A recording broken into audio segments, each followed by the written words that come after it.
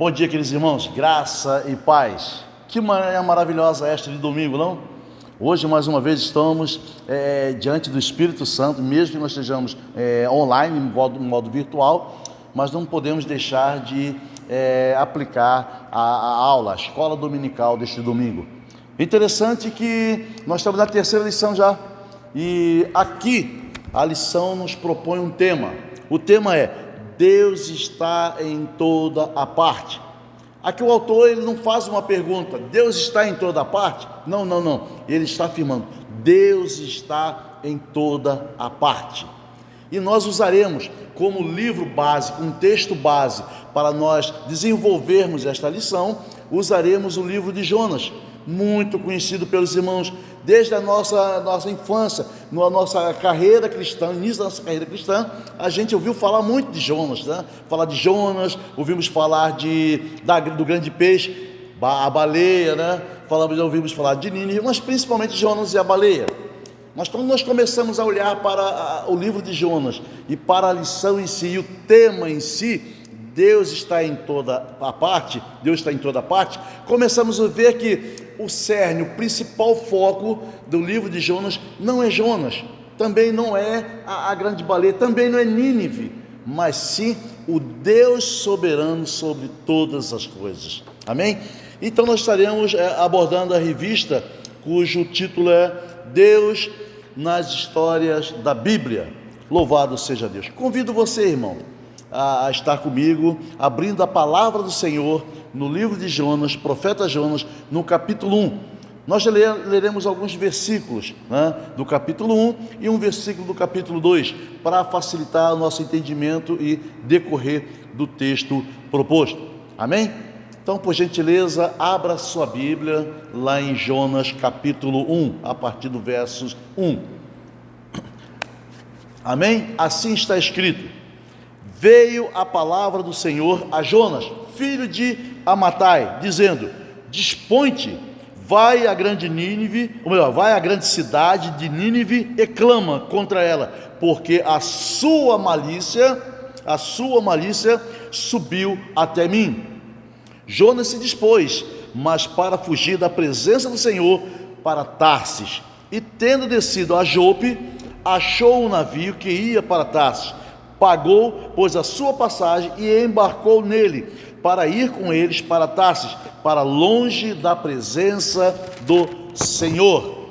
Capítulo 2, versículo 10, está assim escrito: falou, pois, o Senhor ao peixe, e este vomitou a Jonas na terra. Amém? Vamos orar mais uma vez? Santo Deus, em nome de Jesus, te louvamos, ó Pai, nesta manhã. Grato, ó Deus, pelo dom da vida que nos concede.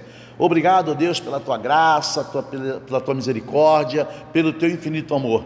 Obrigado, Senhor, pela vida dos meus irmãos que estão assistindo, Senhor, participando dessa escola dominical, mesmo sendo virtual, Senhor. Ó Deus, em nome de Jesus, que o teu Espírito, Senhor, vá ao encontro de cada um deles, e aqueles que ainda não estão, Senhor, conectados, ó Deus, que possa conectá-los, e nós possamos, ó Deus, em nome de Jesus, extrair lições, Senhor, práticas para as nossas vidas no dia a dia.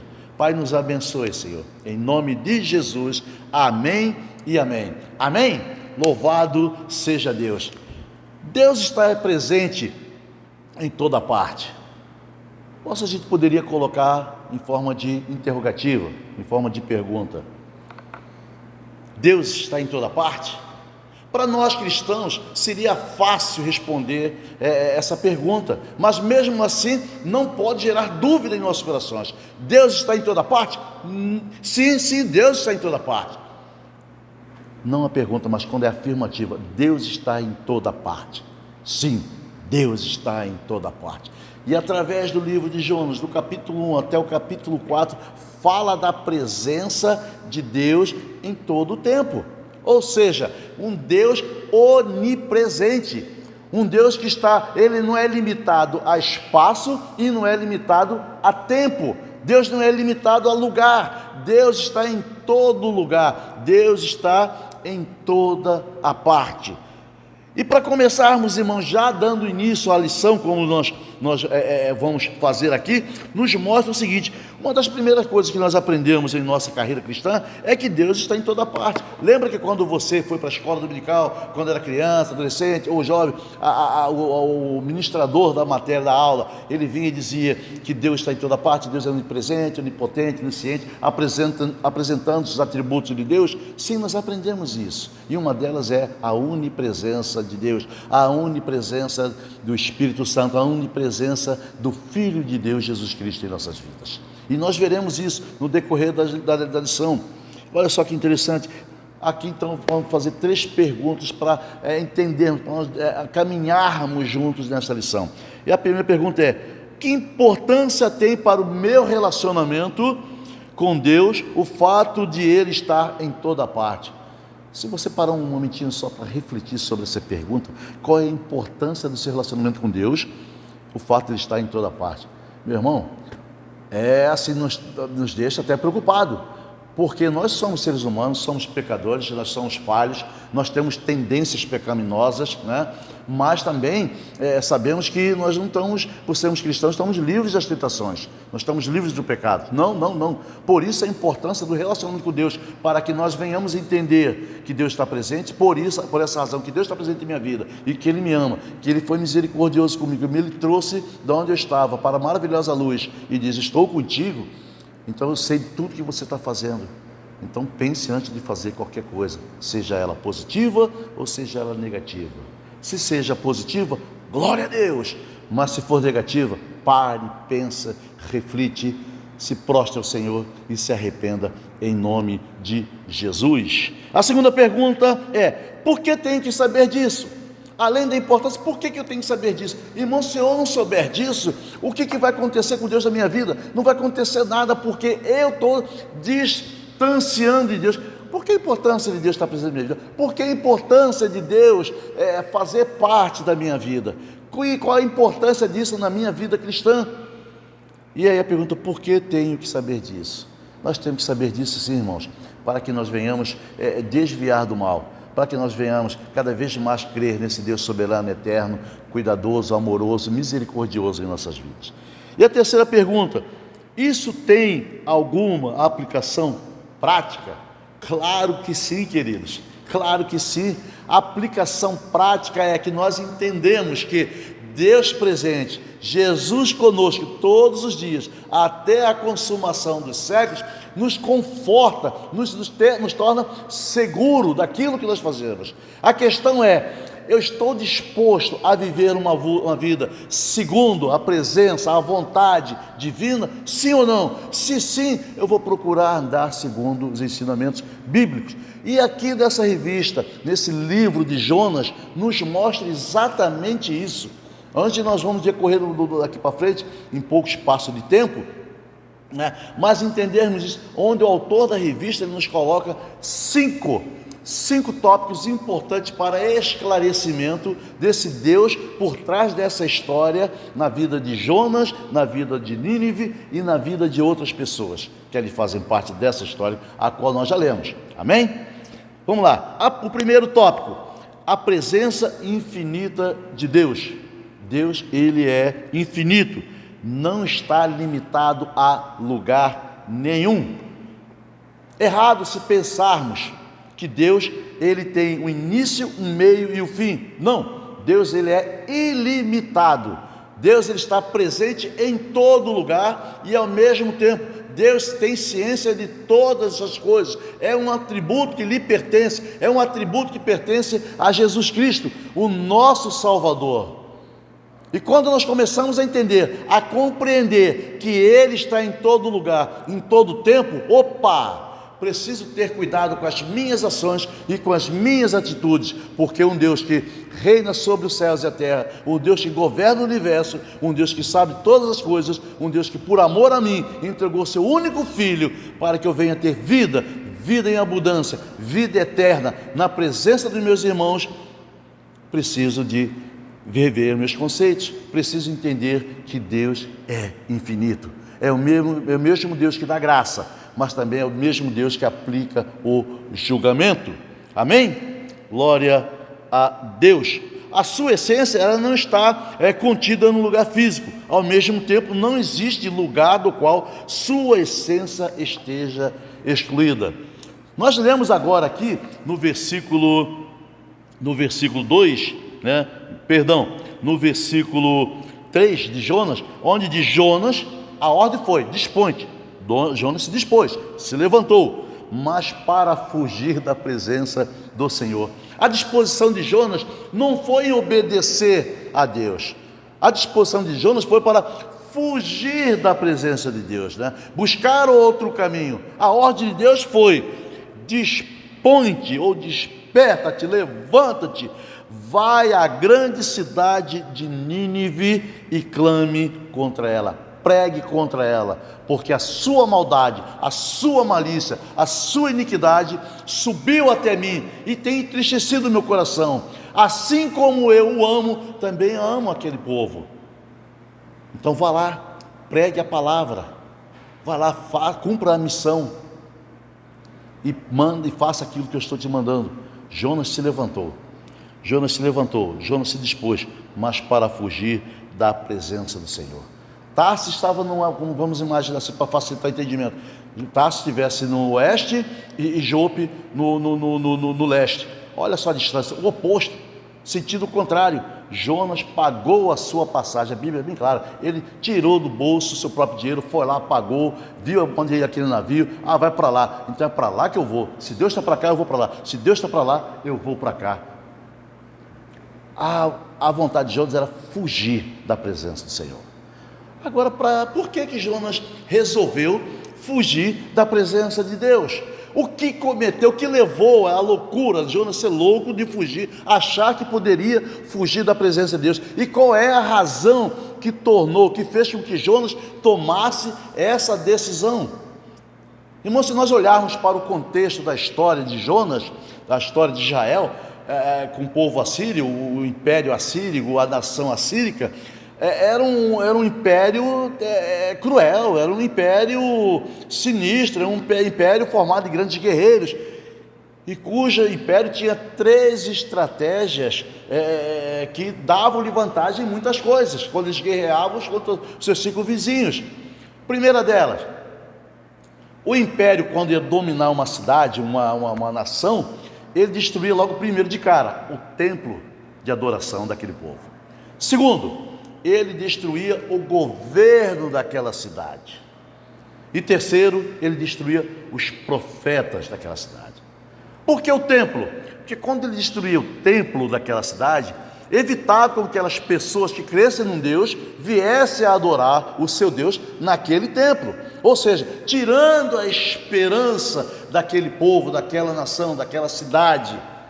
Segundo, destruía o governo. Um povo sem governo, um povo sem lei, era um povo debandado. Era fácil de você dominar, era fácil de você inculcar na cabeça dele o que é certo e o que é errado. E o terceiro, por fim, mesmo que perdesse o templo, destruísse o templo, mesmo que destruísse o governo, mas ainda houvesse os profetas, esses profetas podiam ser usados por Deus para que eles se sentissem fortalecidos e em fé continuassem firmes batalhando contra aquela cidade. Então, os assírios eles empregavam essas três estratégias: destruir o templo, destruir o governo e destruir os profetas. Jonas viveu nesse período do reinado de Jeroboão II, lá era rei de Israel, onde seu pai era profeta Amitai, como foi falado aqui, Amitai, não Amiatai, Amitai, e era profeta. Jonas cresceu nesse desenrolar, vendo o exército assírio, ora explodindo, ora caindo e ora novamente explodindo, crescendo.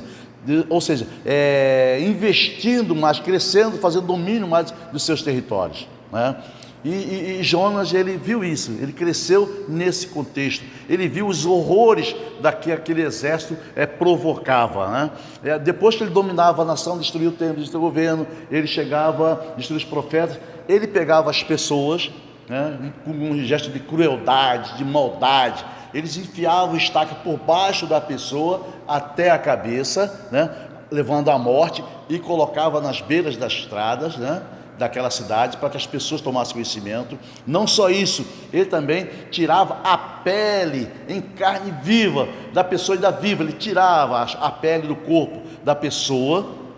Além disso também, não era como se fosse pouco, eles esquartejavam as crianças na frente dos pais, os pais na frente das crianças. Era um império horroroso, onde aplicava as suas crueldades, e através dessas crueldades chegava a fama às cidades circunvizinhas, quando ouvia falar que os assírios que ia crescendo, iam se aproximando para dominar aquela cidade. Eles antes já se entregavam, eles mesmos já fugiam, com medo do pavor dessa cidade. E isso fez subir até Deus.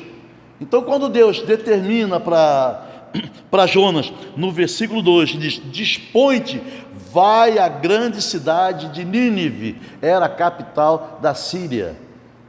A Síria hoje, geograficamente, é onde se está localizada a Turquia, né? Ficava entre a Europa e o Oriente Médio.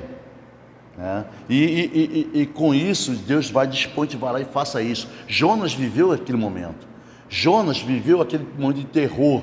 Só para você ter uma ideia, Israel foi atacado por 14 vezes em 30 anos pelo exército assírio, mas nenhuma delas ele venceu. Então Jonas cresceu naquele pavor, naquele medo. Por quê? O seu pai era profeta.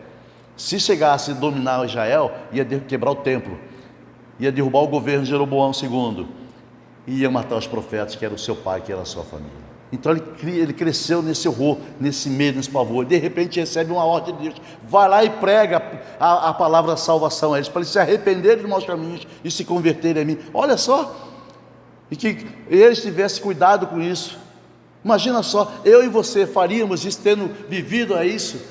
Claro que se nós não tivéssemos leitura da palavra de Deus, apenas conhecesse o Deus e chegasse, Deus viesse falar conosco, qual seria a nossa atitude? Nós iríamos: ah, Senhor, eu vou sim lá? Certamente não, irmãos, certamente não. Por isso essa revista e o livro de Jonas nos traz aplicações profundas em nossas vidas. Primeiro, relembrar que Deus está no controle de todas as coisas. Segundo, lembrar que Deus ele é onipresente, que Ele é onisciente, que Ele é onipotente.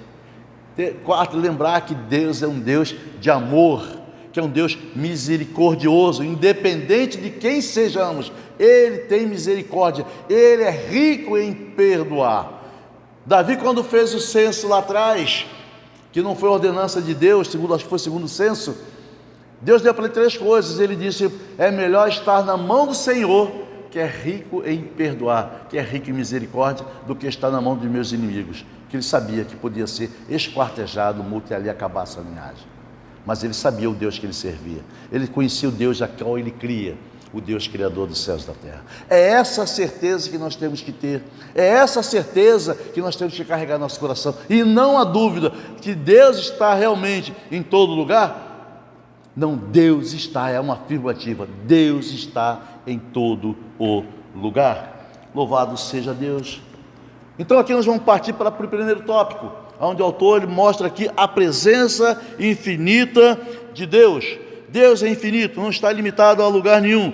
Deus é um espírito infinito e Ele está em toda a parte. Você pode se trancar no seu quarto, no seu carro, você pode estar na igreja, você pode cair num buraco, você pode fazer o que você quiser, você pode ir para Marte, você pode ir para a Lua. Deus está em toda a parte, em todo lugar. Ele é infinito, Ele é Deus, é um atributo dele. Infinitude é de Deus. Amém? Ele está sempre por perto e ao nosso alcance. Quando nós deparamos com Atos, capítulo 17, versículos 27 e 28, olha, dá uma olhadinha lá, por favor. Livro de Atos, capítulo 17, versículo 27 e 28. 17, 27 e 28. Diz assim para o Senhor: para buscar a Deus, se porventura tateando o possam achar, bem que não está longe de cada um de nós, pois nele vivemos e nos movemos e existimos, como alguns de vossos poetas têm dito, porque dele também somos geração. Louvado seja Deus. Então é um Deus que está presente em todo lugar. E com isso, devido a essa proximidade, nos mostra que nós temos um Deus que ele é um Deus de presença, ele é um Deus de presença pessoal e relacional. Uma presença pessoal é quando Deus ele é presente de todos, tanto cristãos como os não cristãos. Presença relacional é quando ele se relacionou com aqueles que o adoram, aqueles que o adoram em espírito e verdade, aquele que crê que Jesus Cristo é nosso único e suficiente Salvador, aquele que crê que Deus criou os céus e a terra, aquele que crê que Deus está em toda parte, aquele que crê que Deus é o Senhor de todas as coisas, é o Senhor governador do universo, aquele que crê, que sabe que nós somos pecadores e nós somos totalmente dependentes de Deus, sem Ele nada podemos fazer. Os atributos divinos, irmãos, estão explícitos em Jesus Cristo. Mas como pode o Filho encarnado de Deus ser onipresente? Como que pode explicar isso? A Bíblia ensina que o presente momento Jesus está no céu, como está lá em Hebreus, capítulo 1, versículo 3, de Colossenses, capítulo 3, versículo 1. O seu corpo ressurreto encontra-se no céu, em um corpo glorificado, como Pedro escreveu em sua carta, na primeira carta, no capítulo 1, versículo 21. E espiritual, como Paulo escreveu aos Coríntios, na primeira carta, no capítulo 15, versículos 44 e 45. Mas ainda é um corpo. Amém? Amém? Deus seja louvado, irmãos. Cristo também está presente em nós. No Novo Testamento ele nos ensina isso. Muitas vezes que todo cristão está em Cristo, como está em Romanos 8:1, mas também ensina que Cristo está em todo cristão. Ele habita no meu coração e no seu coração pela fé. Está em Efésios 3:17. Irmãos, entendamos. O relacionamento com Deus, de Deus para conosco, é um relacionamento maravilhoso de pai para filho. Um relacionamento que procura nos ensinar a preocupação, nos mostrar o cuidado, o zelo para conosco. Você quer ver um exemplo? Uma família composta de um pai, uma mãe e 2 filhos. O pai sai para trabalhar, fica a mãe e os 2 filhos pequenos, 2 crianças, né? Que são bastante enérgicas, bastante elétricas, quer mexer em tudo, quer fazer o que não deve, correr para lá e para cá, né? Imagina só a mãe nos seus deveres diários, seus afazeres diários, né? Cuidando da casa, limpando, lavando, passando pano, passando roupa, ainda tem que cuidar de 2 meninos, 2 crianças, super enérgicas, bateria full time, né? Sempre para avante. E aquelas crianças resolvem brincar em quartos diferentes, em cômodos diferentes. Pergunto a você, é possível a mãe estar em 2 lugares ao mesmo tempo, ou 3 lugares ao mesmo tempo? Não, irmãos, é impossível, é impossível. Só Deus pode estar presente em todos os lugares ao mesmo tempo. E qual é a solução que a mãe faz? A mãe traz. Ela simplesmente pega as 2 crianças, traz para perto de si, num cômodo, onde ela esteja fazendo outras coisas, e ali ela está com um olho nas crianças e o outro nos afazeres. Isso demonstra o quê? Cuidado. Deus também tem o mesmo cuidado conosco. Não pense você, porque já atingiu uma certa idade, se você já tem um tempo de evangélico, de cristão, que você não está debaixo da graça, Senhor, que você não está debaixo do cuidado de Deus. Você está debaixo do cuidado de Deus. Muitas vezes nós não vemos, mas o Senhor está nos livrando de cada situação, irmãos. Você sai para trabalhar, você volta, porque Deus está no controle, Deus está cuidando no seu ir e no seu vir. E quando você chega, a sua casa está direitinha, porque Deus também está presente, cuidando dos seus, da sua família, da sua esposa, dos seus filhos. Louvado seja Deus. Então nos mostra um Deus cuidadoso. Segundo ponto, segundo tópico, a grande fuga. Na Bíblia, uma história sobre a presença infinita de Deus. É a história de Jonas e a sua grande fuga. Como eu falei, por que ele fugiu? Ele fugiu porque ele conhecia a história, o horror daquele império assírio. E aí Deus manda ele pregar para aquele povo, para que se arrependesse. E aí ele vai com a decisão dele: fugir? Não, Senhor, eu vou falar para aquele povo que mata as pessoas. Não, vou fugir. Deus, ele se revela em Jonas como onipresente, nos mostrando que Deus sabia da história de Jonas, mas também sabia da história de Nínive, daquele povo, e que precisava de um perdão, precisava da ação de Deus sobre a vida deles. Não precisava de Jonas, não, mas precisava da ação de Deus. Deus usou Jonas para que a sua palavra chegasse até ele, para que a mensagem chegasse até aquela nação. Deus mostra que tem prazer, irmãos, através disso, prazer na salvação de gentios arrependidos. Deus tem prazer. Lembra de Êxodo, Moisés? Deus deu uma ordem a Moisés: vai lá e fale para a pedra para mandar água. Moisés vai lá e bate na pedra, desobedeceu. E aí qual foi a resposta de Deus? Você não entrará na terra prometida, mas você verá. Já teve a sentença. Jonas aqui, ele faz o quê? Ele desobedece a Deus. E Deus dá uma segunda chance a ele. E ele vai e prega aquela cidade. Não pela sua vontade, mas pela obediência de Deus, a soberania de Deus e o poder de Deus sobre todas as coisas. Os assírios eram inimigos declarados dos judeus. Jonas não queria saber de evangelizar seus inimigos, não queria que Deus salvasse aqueles estrangeiros, como está lá no capítulo 4. Se você tiver uma oportunidade, você já leu com certeza o livro de Jonas, é um livro pequeno, 4 capítulos, leia novamente, mas leia com carinho, com calma, vai pontuando, vai tirando palavras ali, vai estudando devagarzinho para entender o Deus por trás de toda essa história. Jonas testou não só a paciência de Deus, mas também a sua presença. Olha só lá no capítulo 1, né, no versículo 3 e no versículo 10, como Deus agiu, como fez a paciência. Jonas se dispôs, mas para fugir da presença de Deus, para Tarsis, tendo descido a Jope, achou um navio que ia para Tarsis, pagou, pôs a sua passagem, embarcou nele para ir com eles, com os marinheiros para Tarsis, para longe da presença de Deus. E o Deus vai misericordioso e tem paciência com Jonas, e vai mais uma vez e busca Jonas, né? E a gente nos mostra o resultado do amor desse Deus.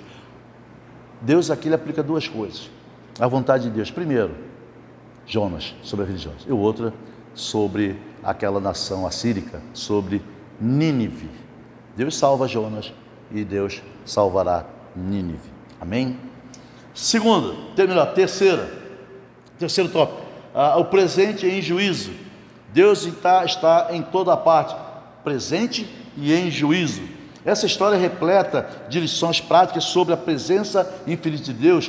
A primeira lição é que é impossível fugir do julgamento de Deus. É impossível, irmãos, fugir do julgamento do Senhor. Não há um único lugar em todo o universo para um pecador fugir da ira divina. É importante, é necessário compreender e entender isso. O caminho mais fácil, mais curto é eu e você nos colocar na presença do Senhor e nos arrependermos dos nossos maus caminhos, dos nossos pecados e pedir o perdão do Senhor, porque Ele é rico em perdoar. Desde o primeiro pecado de Adão, os seres humanos têm tentado, sem sucesso, encobrir os seus pecados. Meu irmão, a gente vê relato na Bíblia de pecados sem sucessos, pecados ocultos que o Senhor revelou, que trouxe a destruição de famílias, destruição até de um povo. Nós precisamos entender que Deus está presente. Aquilo que não apraz o seu coração, aquilo que não lhe agrada, é necessário que eu e você venhamos colocar na presença dele e nos arrependermos. Esse é o único e grande caminho. Arrependimento é um pensamento amedrontador. Quando nós vemos que Deus está em toda parte, nos amedronta, irmãos, porque eu posso estar cometendo algum erro, você pode estar cometendo algum erro e achar que está tudo a mil maravilha, que Deus não sabe de nada e que nada de mal vai me acontecer. Engano meu, engano seu. Partimos agora para o quarto tópico, presente em graça. Deus está presente também em graça. É uma segunda lição a ser aprendida com Jonas, é que você não pode fugir, não só do julgamento divino, mas também da graça de Deus. como não pode escapar do seu julgamento, né? Isso é claro. Deus ouviu as orações daqueles marinheiros por perdão. Observe só no versículo 14 do capítulo 1 mesmo de Jonas. Diz assim: então clamaram. Quem clamaram? Os marinheiros. A quem? Ao Senhor, Criador dos céus e da terra. E disseram: ah, Senhor, rogamos-te que não pereçamos por causa da vida deste homem, e não faças cair sobre nós este sangue, quanto a nós, inocente, porque tu, Senhor, fizeste como te aprouve. Diz a palavra que o Senhor soprou daquele mar, e aí criou grande fúria naquele mar, e aquele mar estava levando aquela embarcação com todos os tripulantes a morrerem. E aqueles tripulantes, aqueles marinheiros, cada um pegou ao seu Deus e começaram a orar, rezar, clamar aos seus deuses, buscando uma resposta, uma solução, mas nada podia fazer, porque o Deus que estava por trás de toda essa história era o Deus eterno, o Deus divino, o Deus criador dos céus e da terra, o Deus de Jonas. E aonde estava Jonas? Estava em berço esplêndido, dormindo, aonde todo mundo passando sufoco, orando aos seus deuses, e Jonas dormindo. E aquele mestre, ele vai, desce e fala com Jonas: que fazes aqui? Por que não clama esse Deus? E aí Jonas vai, começa a dizer o que aconteceu e por que aconteceu, por que estava acontecendo. É como se Deus tivesse enfurecido com Jonas, mas todos que estavam em volta iriam pagar esse preço. Interessante isso, né? Nós não conseguimos fugir da graça de Deus. Nós também não conseguimos fugir do julgamento divino. Jonas não poderia livrar-se da sempre presença da graça de Deus. O Senhor estava presente, mesmo quando ele foi lançado do convés do navio, ele estava lá e providenciou um grande peixe para engolir Jonas. Olha o versículo 17: deparou o Senhor um grande peixe para que tragasse a Jonas, e esteve Jonas 3 dias e 3 noites no ventre do peixe. Mesmo na barriga desse peixe, no fundo do mar, Deus estava presente para ouvir a sua oração. Qual foi a oração de Jonas? Observe capítulo 2, versículo 6, a parte B e o versículo 7. Diz assim, nós vamos ler tudo. Vamos ler o versículo 6 todo. Descia até os fundamentos dos montes, descia até a terra cujos ferrolhos se correram sobre mim para sempre. Contudo, fizeste subir da sepultura a minha vida, ó Senhor meu Deus. Quando dentro de mim desfalecia minha alma, eu me lembrei do Senhor, e subiu a ti a minha oração no teu santo templo. Irmãos, quando a gente começa, Jonas percebeu o perigo da sua desobediência, o resultado da sua desobediência, da sua não crença, do esquecer de Deus, de fugir de Deus. Ele vai orar ao Senhor, ele clama ao Senhor, e o Senhor vai estar presente na vida de Jonas, e Deus faz um milagre. Ele foi salvo da morte por essa graça irresistível. Um milagre estava acontecendo com Jonas. Ele estava aprendendo a confiar no Deus onipresente. Precisamos, irmãos, não declarar apenas de lábios, mas confiar de todo o coração na onipresença de Deus. Deus está presente em todo lugar. Lá em Isaías, o profeta fala que Deus fala que meu povo louva com seus lábios, mas o seu coração está distante de mim. Que nós estejamos perto de Deus com um coração aberto, sincero, pronto para receber a Cristo como nosso único e suficiente Salvador. Quarta, presente na graça. Nós vimos presente juízo, presente na graça é o quarto, e agora o quinto, presente no chamado. Onde diz, esta última lição a ser aprendida com Jonas e sua grande tentativa de fuga é que, se você recebe a graça de Deus, não pode fugir do chamado de Deus. Irmão, quando nós temos recebido o chamado do Senhor e temos fugido, Jonas ele fugiu, Jonas foi desobediente, Jonas esqueceu de Deus, quem era Deus, e achou que poderia resolver a situação com suas próprias forças. E aqui, quando o Senhor nos mostra nesse quinto tópico, o último tópico, presente no chamado, nos mostra que Deus está sempre presente. Se você pertence a Deus pela graça de Jesus Cristo, não pode fugir do chamado divino. Você pode não desejar esse chamado, como assim acontece conosco. Pode tentar adiar esse chamado, pode até mesmo tentar rejeitar esse chamado, mas Deus, por fim, terá o seu caminho com você. Não há como escapar dele. Deus não o deixará, Deus não o abandonará, Deus cumprirá. Jó entendeu isso no capítulo 42, que a vontade de Deus, ela não pode ser modificada. Ela vai existir e ela vai ser feita e ela vai ser completa e ela vai existir na minha vida e na sua vida. Quando você responde ao chamado divino, descobre que o mesmo Deus que está sempre presente em juízo e em graça estará presente para ajudá-lo. Esta é uma promessa inquebrantável. De maneira alguma te deixarei, nunca jamais te abandonarei. Isso é promessa de Deus, está aí em Hebreus capítulo 13, versículo 15. E para nós concluirmos, irmãos, Deus está em todo lugar. Isso é consolador para todo aquele povo, a todo aquele que tem Jesus Cristo como seu Salvador. O cristão sabe que pode contar com a presença abençoadora de Deus em todas as áreas da sua vida e age com quem sabe disso. Porém, a presença de Deus em juízo por causa do pecado também é uma realidade com a qual temos de lidar, pois Ele nunca deixará passar em branco o pecado cometido. Com aplicação, irmãos, há momentos em nossa vida em que nos sentimos sozinhos, até abandonados. A angústia pode nos fazer crer que ninguém se importa com o que acontece conosco. Mas é hora de adorar e louvar a Deus, onipotente, onipresente, onisciente, que comissiona, que acompanha e que fortalece o povo. Deus seja louvado na minha vida e na sua vida. Que nós venhamos aprender com essas lições, que não devemos desobedecer a Deus, que nós devemos estar atento à voz do Senhor, que nós devemos que cumprir a grande missão, proclamar o Evangelho. Que Deus abençoe. Vamos orar para nós terminarmos.